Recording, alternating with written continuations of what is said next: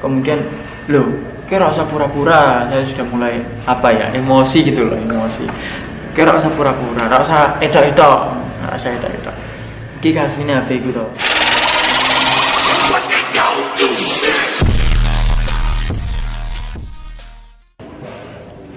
Bismillahirrahmanirrahim. Assalamualaikum warahmatullahi wabarakatuh.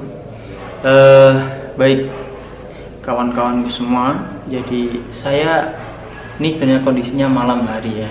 Saya mau bercerita kepada kawan-kawan. Ini sebuah cerita yang fakta real terjadi pada saya sendiri waktu saya masih kuliah dulu di Semarang ya.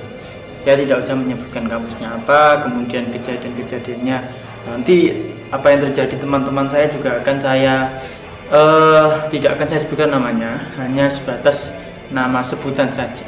Kalau di televisi kan sebut saja Mawar, nanti saya akan sebut saja Kentang atau seperti itu, oke? Ya, jadi kenapa saya menyebutnya atau membuat judul narasi ini sebagai judulnya "Oh Ternyata", itu karena memang adanya ketidakpercayaan saya terhadap kejadian yang terjadi ini. Hampir saya tidak percaya bahwa ini terjadi pada diri saya sendiri. Saat itu saya kuliah di Semarang saat semester 2 tahun 2013 awal. Saya masih ingat betul saat itu 2013 awal, saya berarti semester 2. Jadi saya itu punya kegiatan sampingan di Semarang, ada ngajar pramuka, kemudian ngajar rebana juga di sebuah desa di kecamatan Ngalian. Kemudian saya juga ngajar pramuka di salah satu SD di Sampangan. Itu kalau perjalanan ke Sampangan itu ya sekitar 15 menit. Jadi saya punya kegiatan itu. Nah, saat itu awal mula saya memiliki sebuah handphone yang saat itu adalah bagi saya harganya cukup mahal. Harganya itu sekitar 1 jutaan dan saya dapatkan dari hasil beasiswa saya di kampus. Jadi saya sempat dapat beasiswa di kampus itu 4 kali, kalau enggak 3 kali ya 4 kali. Saya ingat pertama kali saya mendapatkan beasiswa itu tahun pertama itu berarti semester 2, saya ingat semester 2, kemudian semester 4, semester 5, dan yang terakhir saya lupa semester berapa, tapi saya dapat kalau nggak 3-4 kali. Nah, ini adalah beasiswa pertama kali yang saya terima. Saat itu saya sangat senang ya, karena ya kalian juga tahu lah yang namanya dapat beasiswa ya senang, bisa digunakan untuk apapun. Saat itu saya langsung gunakan itu untuk membeli HP 2 sekaligus. Yang pertama saya beli HP untuk saya sendiri, yang kedua untuk adik saya, yang kemudian pada akhirnya saya berikan kepada teman saya yang mau pulang kampung. Saya titipkan kepada teman saya itu, kemudian diberikan kepada adik saya. Nah, saya ini saat itu beli HP 2 yang punya saya harganya tentu lebih mahal sedikit ya. Saat itu HP saya adalah Corvito. Mungkin kalian bisa searching HP Corvito seperti apa. HP Corvito itu waktu itu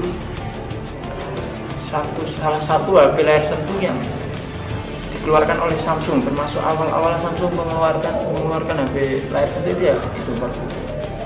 Kejadian ini bermula ketika waktu menunjukkan akan diadakannya lomba prestasi siaga. Ini artinya kegiatan pramuka di lembaga yang saya tekuni ini tadi itu butuh waktu yang lebih banyak untuk latihan karena sebentar lagi mau ada lomba ya. Setelah itu saya setiap minggunya itu berangkat melatih anak-anak itu kalau nggak salah 3-4 kali setiap minggunya. Nah, pada hari ketika saya kejadian, pada hari itu saya masih ingat betul, saya lupa membawa HP saya, dan HP saya itu saya cas di depan televisi. Kemudian saya berangkat, sampai kemudian saya melatih anak-anak di sekolah, kemudian saya pulang sampai ke kos-kosan, saya juga tidak khawatir sama sekali. Nah, ketika saya pulang dari dari Sampangan ini tadi yang saya tadi ngajar itu tadi, melatih anak-anak prestasi, saya pulang sampailah di kos. Nah, saya membuka pintu, kemudian melihat apakah HP saya masih ada di depan televisi. Ternyata nggak ada. Saat itu nggak ada. Saya udah mulai bingung, nggak ada. Kemudian saya cari ke kamar, karena kalau siapa tahu saya lupa gitu kan. Saya taruh di depan televisi nggak ada, saya lihat di depan televisi nggak ada, saya lihat di almari di dalam kamar itu juga nggak ada, saya lihat di dalam kasur atau di bawah kasur atau dimanapun nggak ada, sampai saya ke toilet. Betul, saya ke toilet, saya tahu saya lupa ya, siapa tahu saya lupa, saya ke toilet nggak ada, akhirnya saya mulai gembor-gembor bahasanya itu. Teman-teman saya yang ada di kos itu sudah saya panggil, ada yang tahu HP saya nggak? Saya tanya semuanya. Saat itu isinya itu tujuan. Ada anak-anak kampus saya sendiri ya, meskipun beda jurusan tapi saya itu satu kampus. Ada anak-anak dari sekolah tinggi ilmu komputer ya, ada yang dari komputer. Berarti satu kos itu isinya anak-anak yang pinter, anak-anak yang di komputer ada, anak-anak yang di bidang bahasa Inggris ada yang di bidang PAI, keagamaan juga ada, dan lain sebagainya. Nah, pada saat itu saya sudah mulai mengumpulkan kawan-kawan. Tak minta tolong untuk ikut mencari, siapa tahu ada yang tahu gitu kan. Saya mulai berpikir juga, apakah HP saya itu sebenarnya saya bawa tapi jatuh di jalan atau bagaimana. Karena saya mulai bingung saat itu, karena HP itu kan termasuk HP baru ya, HP baru. Sekedar info tambahan saja bahwa HP saya itu sebenarnya sama dengan HP teman saya. Jadi teman saya di kos itu ada yang HP-nya sama dengan saya. Tapi teman saya ini HP-nya lebih dulu daripada saya. Belinya lebih dulu. Jadi saya itu termasuk orang yang kedua di situ ya. Telat ya, carry ya. Dan saya termasuk orang yang terinspirasi dengan HP-nya teman saya. Nah, 1 jam berlalu tidak ada, 2 jam berlalu tidak ada, kemudian sampai pada akhirnya sampai malam. Jadi saya pulang tadi kan sekitar jam 12-an siang, jam 12-an atau setengah 1 sampai di kos. Saya cari sampai hampir jam 2-an itu nggak ada. Pada akhirnya saya mulai berdiam diri, merenungkan apa yang terjadi, kemudian melihat apakah ini benar-benar sebuah kehilangan, apa saya mulai ceroboh seperti itu. Karena memang saya ingat betul bahwa saat itu HP saya sedang cas di depan televisi ya, di depan televisi pokoknya. Sebelum saya berangkat masih ingat. Jadi hari itu saya sudah mulai menghubungi orang tua, tentunya dengan HP teman saya. Saya hubungi orang tua karena HP saya hilang. Saya agak khawatir tidak bisa menghubungi orang tua. Saya hubungi orang tua, mengatakan sebenarnya, tapi tidak kemudian meminta orang tua untuk membelikan, bukan. Saat itu berarti saya sempat vakum beberapa hari, tidak menggunakan HP untuk komunikasi. Dan ada salah satu senior saya di kampus yang cukup baik ya, satu desa dengan saya. Dia sempat ketemu dengan saya, karena saat itu termasuk sudah kenal dekat seperti itu ya. Jadi senior saya ini tanya, loh, kayak orang nggak HP ya, tanya seperti itu. Pada akhirnya saya cerita sama senior saya ini tadi, HP ku hilang Pak. Oh, loh kok bisa hilang? Kemudian tak ceritakan panjang lebar. Pada akhirnya senior saya ini malah tiba-tiba entah iba atau bagaimana memberikan HP kepada saya. HP saat itu saya ingat adalah HP Nokia ini, Express Radio. Tahu toh? Nokia Express Radio. Yo, sebenarnya ini bukan kemudian diberikan atau bukan, bagi saya ini dipinjami seperti itu. Saya kemudian nggak usah, tapi ya tak terima gitu ya. Nggak usah. Kemudian akhirnya udah harus dimulai. Akhirnya saya pakai. Waktu berjalan demi berjalan, saya menyadari bahwa ternyata memang HP saya ini hilang. Saya mulai interogasi kawan-kawan pada hari itu, kira-kira siapakah yang main di kos saya, kemudian apakah sempat ada yang melihat HP saya saat saya berangkat latihan, apakah ada yang melihat HP saya tergeletak atau bagaimana.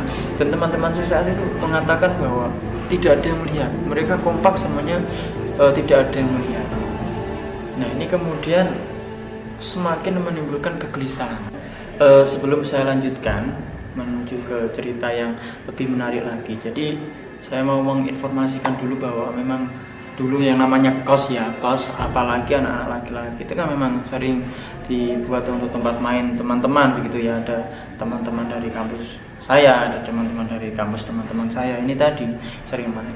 Jadi saat itu saya sebenarnya tidak memiliki semacam kecurigaan sama sekali. Jadi kecurigaan saya itu muncul ketika beberapa hari setelahnya. Jadi teman saya yang tadi kan saya sudah bilang bahwa teman saya itu memiliki HP yang tipikal, mereknya sama, kemudian brandnya sama plek lah sama dengan saya. Cuma warnanya berbeda. Warna HP saya itu dulu kuning hitam, tapi kalau yang teman saya itu putih hitam, tapi sama plek. Nah, tapi yang namanya HP itu kan memiliki nomor seri yang berbeda-beda, ya. Perlu diingat, ini catatan penting, serinya pasti berbeda semuanya. Bisa dicek melalui bintang 06 pagar atau apa itu ya. Nah, saat itu saya mulai menaruh sebuah kecurigaan ketika teman saya yang HP-nya sama dengan saya ini tadi, itu dia pulang kampung, kemudian kembali ke kos itu 1 minggu kemudian, dan ketika ngobrol sama saya itu nadanya dia berbeda. Kayak ketika ngobrol sama saya itu ada agak gredeg gitu loh. Saya bingung loh. Jadi gini ya kok iso cucu yang ini. Terus kemudian yang dulunya HP teman saya itu biasanya kalau musikan itu suaranya udah kayak apa ya, ngeter itu kayak hampir rusak gitu loh suaranya. Nah ini kok oke kok suaranya kok kepenak, kok beda kalau biasa nih. Saya tanya sama dia, HP-mu baru mak servis ya bro? Dia jawabnya, servis. Kayak larang loh. Nanti jawabnya seperti itu. Ya segera masalah. Tapi seketika ketika saya tanya seperti itu pada teman saya ini kemudian minggir, semelak ya, asalnya kan jagung bareng gitu toh, sandingan. Nah, dia kemudian beberapa menit kemudian kok cucuk ngomong gitu. Jadi saya sudah mulai agak curiga saat itu loh, mulai saat itu saja saya curiga.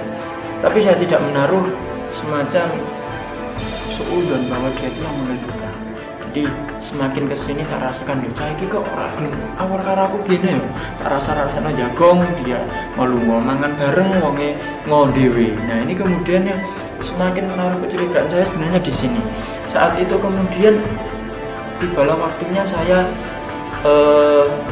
menginterogasi ya. Jadi saya itu punya pikiran semacam ini. Ketika dia pergi, saya berharap HP-nya itu ditinggal. Jadi saya berharap begitu. Delala, saya punya sebuah hari yang dimana saat itu dia pergi dengan teman-temannya. Saya berusaha untuk ke kamarnya ya. Jadi ini karena memang saya tadi curiga itu loh ya. Saya ke kamarnya, kemudian delalah nangguh HP-nya dia ditaruh di lemari. Saya buka, saya saat itu kemudian, nah ini mulai seru. Saat itu kemudian saya menghubungi orang tua saya malam-malam ya, malam-malam hari saya menghubungi orang tua saya. Assalamualaikum Bapak, Pak, tolong ini Pak, cek nomor seri yang ada di kardus HP saya, karena kardus HP saya saat itu ada di rumah. Jadi saya sempat pulang ke rumah ya, dulu ketika habis HP baru itu saya juga sempat pulang ke rumah, kardusnya tak taruh di rumah. Jadi saya nelpon orang tua saya, minta tolong kirim ini nomor serinya, bukan foto dulu, bukan kirim foto, tapi langsung ditulis lewat SMS kayak gitu ya. Akhirnya saya tahu nomor serinya lewat apa yang diinformasikan oleh bapak saya lewat SMS tadi. Kemudian saya cek kepada teman HP saya ini tadi, cetek bintang 06 pagar tadi, dan di sini saya sangat kaget, saya sangat terheran-heran, sampai hati saya itu deg-degan kencang sekali. Saya serius saat itu, saya tidak menyangka ya. Ketika saya cek, nomor serinya sama dengan apa yang sudah dikirim oleh SMS orang tua saya tadi, nomor serinya sama. Ini artinya bahwa HP itu sebenarnya HP siapa? Iya, betul, HP saya. Jadi yang namanya nomor HP tadi saya sudah sempat bilang, yang namanya nomor HP itu kan memiliki seri yang berbeda-beda. Itu pasti, meskipun brandnya sama, tipikalnya sama, itu pasti nomor serinya berbeda-beda. Apapun itu, motor dan lain sebagainya. Nah, saat nomornya saya cek ini tadi sama, saya kaget betul saat itu. Kaget betul, akhirnya astagfirullahaladzim. Ternyata kayak gini ya, ternyata. Akhirnya HP-nya saya geritakan, saya masukkan ke dalam lemari seperti sedia kala. Nanti pada waktunya dia pulang dari dolan itu tadi sama temannya pulang, dan saya sudah mulai mencari sebuah trik ini bagaimana kira-kira ngomong sama teman saya ini, karena saya sudah tahu bahwa dia itu yang udah mengambil HP saya. Jadi saya sudah tahu itu, akhirnya mencari sebuah solusi kira-kira bagaimana supaya HP saya ini kembali. Pikiran saya saat itu seperti itu. Jadi, tapi tidak kemudian menggunakan kekerasan atau bagaimana, tidak. Nah, saat itu kemudian 1 hari berselang setelah saya tahu bahwa HP saya diambil oleh teman saya kemudian mulai memberanikan diri untuk komunikasi dengan dia secara berbakan, ya. Jadi sempat saat itu teman saya tak minta untuk keluar itu artinya di depan kos kan ada semacam tempat jagong gitu, ada kursi, ada meja dan lain sebagainya. Teman-teman saya tak minta untuk keluar, dilalah teman saya yang ngambil itu tadi itu tak minta, bukan tak minta ya, delalah dia itu berada di kamar kosnya sendirian. Jadi saya masuk, kemudian saya mulai menginterogasi teman saya itu tadi, menginterogasi kira-kira bagaimana tanggapannya, kemudian apa reaksinya dan lain sebagainya. Karena saat itu hati saya sudah mulai kacau ini. Sudah ada benih-benih rasa emosi gitu loh, emosi pengen emosi bukan, emosi pengen apa ya, pengen jedes dia. Kalau debat kalau debat kan biar dia jedes, kalah juga, terus dia ngaku bahwa dia itu orang yang telah mencuri HP saya, meskipun dia hanya mengambil mesinnya saja. Jadi saya tadi udah bilang bahwa HP saya dengan HP-nya dia itu kan sama, tapi warnanya berbeda. Ternyata mesin HP saya itu dibobol. Jadi casingnya diambil, mesin HP saya diambil, terus kemudian dimasukkan ke dalam HP-nya dia. Jadi dia itu cuma pasang pasang casingnya dia warna putih hitam itu tadi. Mesin HP saya seperti itu. Nah, saat itu saya kan masuk ke dalam kamarnya, pintu saya kunci, jeder, biar kemudian tidak memancing biar teman saya itu tidak terlalu mendengar apa yang saya bicarakan. Pintu saya kunci, kemudian saya tanya, ini jujur-jujuran bro, iki janjane iki HP-ne sapa? Dia jawabnya apa saat itu? Loh, iki ra HP gue, arti dhewe. Jawabnya seperti itu. Ketika dia jawab seperti itu, saya kemudian bertanya kembali, saiki ngene, coba ceken nomor email ini HP-mu iki, coba ceken terduse, coba pada podo ora. Saat itu dia bilang, email itu apa toh? Nomor seri apa toh? Padahal dia itu adalah anak yang saat itu kuliah di sekolah tinggi elektronik. Itu artinya tidak mungkin sekelas orang seperti ini tidak tahu yang namanya nomor seri HP, tidak mungkin. Dia sudah mulai kebingungan, wajahnya bermerah-merah, kemudian ketakutan dan lain sebagainya. Saat itu kemudian saya tanya kepada dia, kelanjutannya itu, coba ceken, kayak rasa ngapusi, kira-kira HP-mu tenan ora? Dia sudah mulai ketakutan. Kemudian saya tanya, saya kecewa loh sama, saya ngomong sama dia itu, saya kecewa loh, aku kecewa loh. Loh, kenapa tak itu? Dia bilang seperti itu. Kemudian, loh, kira usah pura-pura, saya sudah mulai emosi gitu loh, emosi. Gue nggak usah etok-etok, kasihnya HP itu toh. Saya kan bilang seperti itu sama dia. Akhirnya dia bilangnya seperti ini. Ora, aku iki HP ku lah. Lah nomor ini apa tak? Masih bilang seperti itu. Nah, pada akhirnya saya sudah mulai emosi ya, karena dia tidak mengakui itu, dan sudah saya cocokkan dengan nomor seri yang sudah dikirimkan oleh orang tua. Iki lho deloken HP sing mak gowo iki padha nomor serine karo kerdusku. Ora bakal iso ngapusi. Saya kan bilang seperti itu. Hanya dia sudah mulai bingung. Kalimatnya itu agak jeda-jeda, kemudian bahasanya agak kacau, ketakutan dan lain sebagainya. Saya kemudian mulai semacam intimidasi, wes saiki aku ngerti karaktermu kaya apa. Jadi nek ana apa-apa ora usah njaluk tolong aku, ora usah njaluk tolong kanca-kanca. Aku ngerti karaktermu kaya apa. Awak dhewe iku urip sak kos-kosan lho. Apa kowe kaya ngene? Saya sempat ngomong seperti itu karena memang itu tadi saya sedang agak tersulut emosi. Karena saya tidak menyangka bahwa teman saya ini loh satu kos yang ngambil HP saya itu. Saya sampai saat ini tuh masih kok iso ya, kok tiga gitu loh, maksud saya kok tiga. Dan ternyata hal semacam ini itu sebenarnya